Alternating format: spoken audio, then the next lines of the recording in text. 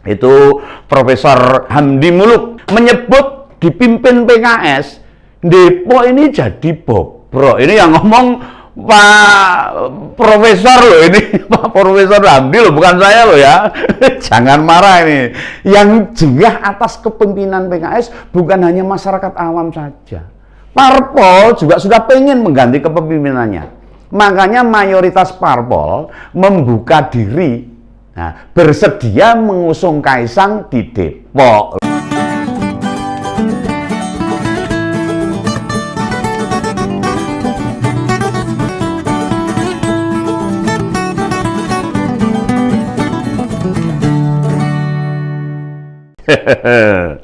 Ketemu lagi dengan Om Begawan. Salam rahayu ya, salam sejahtera, sehat-sehat semua. Tetap di Ngompol, ngopini politik bersama Om Begawan. Nah, ini teman-teman, konco-koncoku kabeh ini. Ini mengapa ini? Isu ya, kabar majunya Mas Kaisang, putra bungsu Presiden Jokowi ini penting untuk terus digencarkan. Diberitakan ini. Nah, dan PKS bakal terus mencoba membunuh karakternya Mas Kaisang ini. Karena faktor pengaruh Pak Jokowi di Pilpres masih besar sekali. Ya, terutama makin besarnya pemberitaan Kaisang ini bakal memperbesar peluang suara Pak Ganjar di Depok. Wah, sekali tepuk beberapa terselesaikan. Berdasarkan data hasil pemilu 2019, Pak Jokowi hanya memenangkan di 4 kabupaten dan 2 kota di Jawa Barat. Kalah itu sama Pak Prabowo. Padahal jumlah kabupaten kota ada 26 di Jawa Barat itu. Makanya isu Mas Kaisang ini bakal turun di Pilwalkot November 2024 harus terus digelurakan. Wah, ini harus anak muda ini harus terjun untuk memimpin sebuah kota, untuk memajukan kota Depok. Milenial ini harus tampil ini. Nah, dengan majunya Kaisang ini bakal mempengaruhi suara parpol pendukung Pak Ganjar, yaitu PDIP. Walaupun penyelenggaraan Pilpres dan Pilwalkot tidak bersamaan, jauh. Oh, ada berapa bulan itu. Ya, tapi jangan dikira PKS sebagai penguasa Depok yang sudah 19 tahun tidak pernah leren itu. Itu bisa dedek itu, bisa ngewel itu dengan turunnya Kaisang di Depok sana. Bahasa Jawane ngewel. Bayangkan 4 pilkada mereka terus-menerus menang. Iya. Kalau kepemimpinannya bagus, ya masih mending bisa dilanjutkan ya. Ya malah salah satu guru besar Universitas Indonesia itu Profesor Hamdi Muluk menyebut dipimpin PKS, Depok ini jadi bobrok. Ini yang ngomong Pak Profesor loh ini, Pak Profesor Hamdi loh, bukan saya loh ya. Jangan marah ini. Yang jengah atas kepemimpinan PKS bukan hanya masyarakat awam saja. Parpol juga sudah pengen mengganti kepemimpinannya. Makanya mayoritas parpol membuka diri, bersedia mengusung Kaisang di Depok. Loh, ini bagus ini. Itu ada PAN, ada P3, ada Gerindra, ada Golkar dan PSI, dan juga masih banyak yang lainnya. Bahkan ketua DPD Golkar bersedia jadi wakil Mas Kaisang untuk bertarung di pilkada. Wah, mendampingi dan mengawal. Ini menandakan kesumpekan mereka atas dikuasanya kota penyangga ibu kota tersebut orang genah. Dipimpin oleh PKS. Kaisang sendiri hampir dipastikan bakal maju setelah menyatakan diri bersedia, tinggal membutuhkan restu dari sang istri tercinta yang cantik, itu Mbak Erina Gudono. Oh iya, harus gitu, suami itu harus klop. Nyonya istrinya nggak boleh ya, nanti malah jadi masalah ini. Nah, DPP PDIP melalui Mbak Puan Maharani itu merespon positif untuk tampilnya Kaisang di Depok ini. Yang penting jadi kader lebih dulu. Jadi Mas Kaisang masuk dulu ke PDIP, punya KTA ya Gibran waktu nyalonkan wali kota Surakarta itu. Makanya kehadiran putra bungsu presiden ini jelas mengancam suara capres koalisi perubahan ini. Dan juga PKS ini. Nasdem maupun Demokrat juga terancam nih. Nah, malah Demokrat itu berkomentar pada rencana ini bernada negatif di komentarnya itu. Nah, PKS juga menyebut Kaisang disarankan maju aja di Solo atau wilayah sekitar Solo aja itu, nggak boleh ke Depok itu. Ini pentingnya dedek ini. PKS udah ngewel ini sama Kaisang ini. Nasdem malah menyindir Pak Jokowi dengan menyebut presiden paling sukses. Semua anaknya jadi pejabat, menantunya wali kota, anaknya wali kota, ini jadi wali kota lagi. Ya harus gitu, karena semuanya anaknya menjadi kepala daerah. Ya nggak apa-apa kenyataannya memimpin daerah dengan bagus kok, nggak sakar PDW. Nah, apa respon Demokrat? Itu Mas Sigit Raditya, Direktur Eksekutif DPP Demokrat mengatakan, tokoh lokal mampu loh memimpin Depok.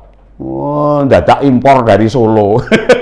Nah, secara tidak langsung itu menyiratkan keberatan dengan niat Kaisang untuk maju di Pilwalkot Depok. Ini nada miring dari parpol koalisi perubahan jelas menunjukkan posisi mereka atau tugas mereka memenangkan Pak Anies bakalan sangat abot, sulit dan berat.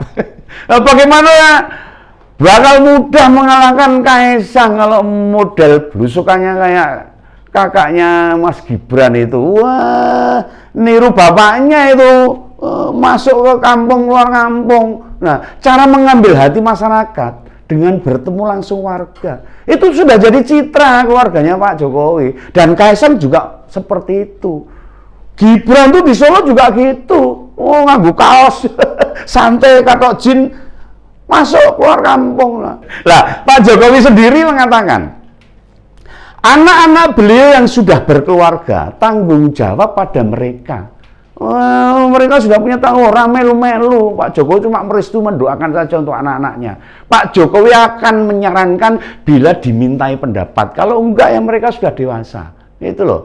Namun bila tidak ditanya, ya Pak Jokowi diam aja, menganggap anak-anaknya sudah dewasa dan bisa berpikir sendiri. Sebagai orang tua, misalnya Om Begawan ini sebagai orang tua, tugasnya memberi restu dan doa, walaupun tanpa diminta.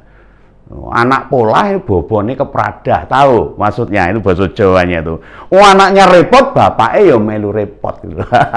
Ini loh bedanya kualitas Pak Jokowi sebagai orang tua.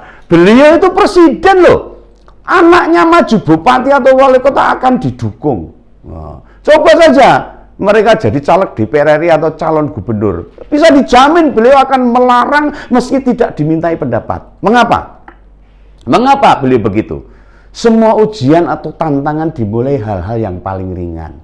Wali kota sik le, engko nek gubernur bar wali kota. Itu bener itu. Kalau ujuk-ujuk tiba-tiba anake presiden nyalon ke gubernur, nyalon ke DPR RI, enggak. Dari bawah, dari yang kecil dulu, dari yang paling sulit itu. Bukan malah merasa enak jadi presiden, pengennya langsung jadi gubernur. Jadi menteri, anggota DPR RI. Walaupun kita percaya Gibran dan Kaisang ataupun Bobi, menantunya itu, bisa melakukan itu semua. Jadi gubernur ya mungkin mampu, jadi DPR RI ya mampu. Karena memang karakternya sudah baik dulu. Nah, adakah elit politik yang bisa seperti Pak Jokowi? Coba katakanlah, ngomonglah sama Om Begawan tulis di sini. Apakah anak-anak politis negeri ini ada yang seperti itu? Siap menjalani seperti yang dijalani anak-anak Pak Jokowi? Pasti yo susah untuk menjelaskan. Masihlah kita ragu mendukung putra-putra Pak Jokowi seperti Kaisang ketika mau maju di Depok. Ada juga ya yang kemudian bersuara kalau Pak Jokowi itu membangun politik dinasti.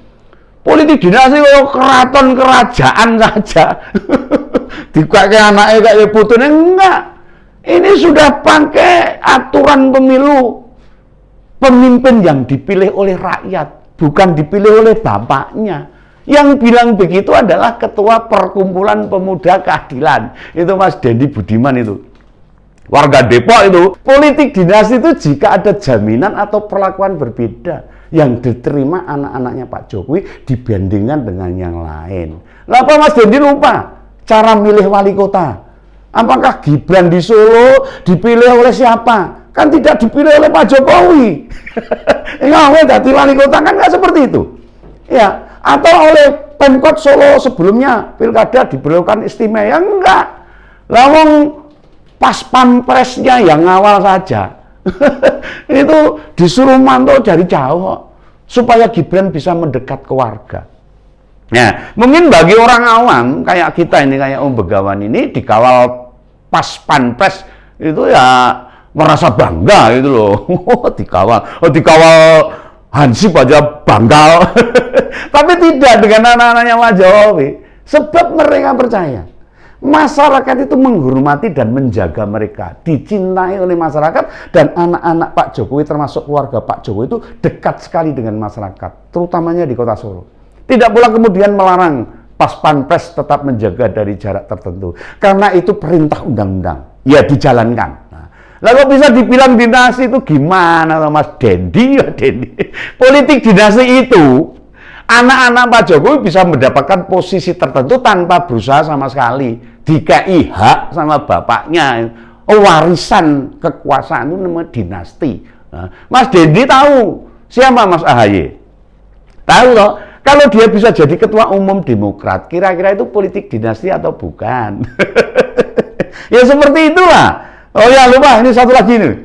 Memang wali kota itu kategori bawahnya presiden. Nah, tapi apakah wali kota punya kewenangan yang tidak bisa dicampuri presiden? Nah, gimana Mas Dendi? Tahu bedanya nggak?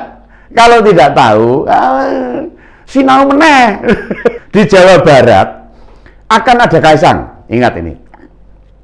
Di Jawa Tengah ada Gibran.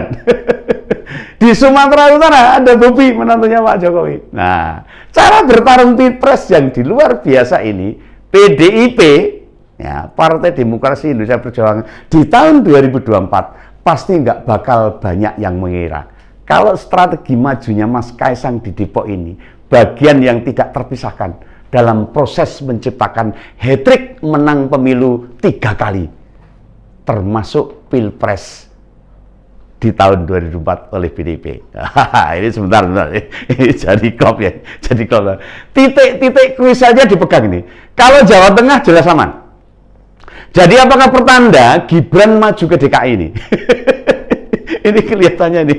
Jika kemudian anak-anak Pak Jokowi di Depok, Kaisang di Depok, Jakarta dan Medan, tanda-tandanya Pak Jokowi menjaga betul loh, supaya Pak Ganjar menang di Pilpres tahun 2024 dengan lebih besar dibandingkan dirinya. Nah, ini berarti jawabannya ini, teman-teman, Pak Jokowi tetap mendukung Pak Ganjar untuk Pilpres tahun 2024. Oke lah, ya, kalau gitu nanti kita bahas yang lain. Salam Begawan ya, tetap di Ngompol Ngopini Politik. Sampai jumpa.